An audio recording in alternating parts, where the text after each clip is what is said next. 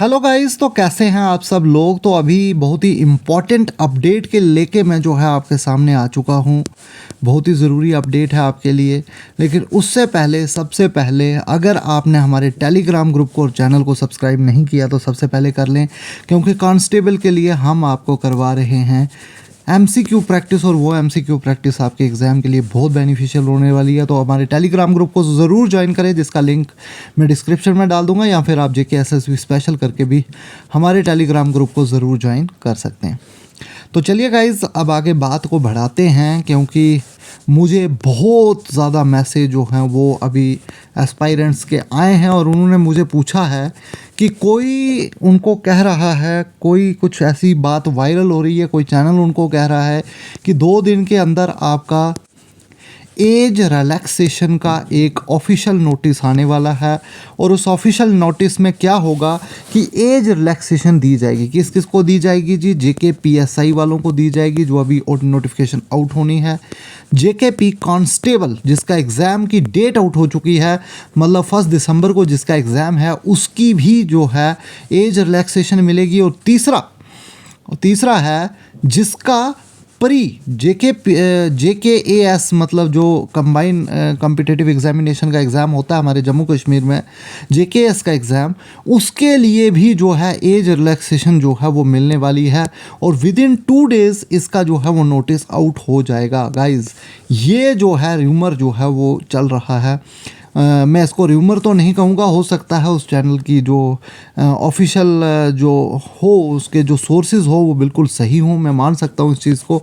लेकिन मैं आपको ये चीज़ बताने जा रहा हूँ। सबसे पहले मैं आपको बता दूँ कि अभी तक एज रिलैक्सेशन की तरफ से कोई भी ऑफिशियल नोटिफिकेशन नहीं आई है। ऑफिशियल नोटिस ऐसा कोई भी नहीं है जिसके ऊपर आप रिलाई करो और अपनी एग्ज़ाम की जो प्रिपरेशन है उसको डिसकंटिन्यू नहीं करना है।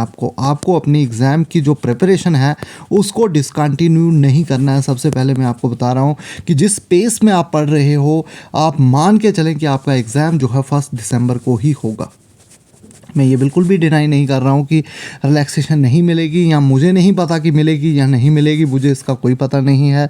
लेकिन अगर रिलैक्सेशन मिलती भी है तो आपको अपने पेस को जो है, कांस्टेबल्स को मैं स्पेशली बोल रहा हूँ कि आपको अपनी पेस को जो है वो डाउन नहीं करना है। और साथ साथ में जो JKS प्री की तैयारी कर रहे हैं उनको तो बिल्कुल भी डाउन नहीं करना है, क्योंकि मैं आपको बता दूँ फ़िलहाल तो कोई भी ऑफिशियल ऐसा नोटिफिकेशन नहीं है कि रिलैक्सेशन दी जाएगी। लेकिन अगर एज रिलैक्सेशन मिलती भी है तो हो सकता है उनको 2 से 3 दिन का या 4 दिन का या 5 दिन का टाइम दिया जाए कि आप अपना जो है फॉर्म फिलिंग करें, और डेट में कोई भी चेंज नहीं आए। जैसे ऐसा माना गया कि 17 नवंबर को जो प्री है JKS का, तो हो सकता है अगर अगले 2-3 दिन में इनको मिलती है, सपोज़ 5 नवंबर तक अगर इनको रिलैक्सेशन डिसाइड होती है, तो हो सकता है 5 दिन का इनको टाइम दिया जाए और 5 दिन में बोला जाए कि आप अपनी फॉर्म फिलिंग कर लें 5 दिन में, और आपका प्री जो है वो 17 नवंबर को ही होगा। डेट जो है वो चेंज नहीं होगी, ये मैं आपको बता रहा हूँ। और वैसे ही कांस्टेबल का भी हो सकता है, जो कांस्टेबल की फॉर्म फिलिंग है, हो सकता है मैक्स 1 वीक का टाइम जो है वो दिया जाए। अगर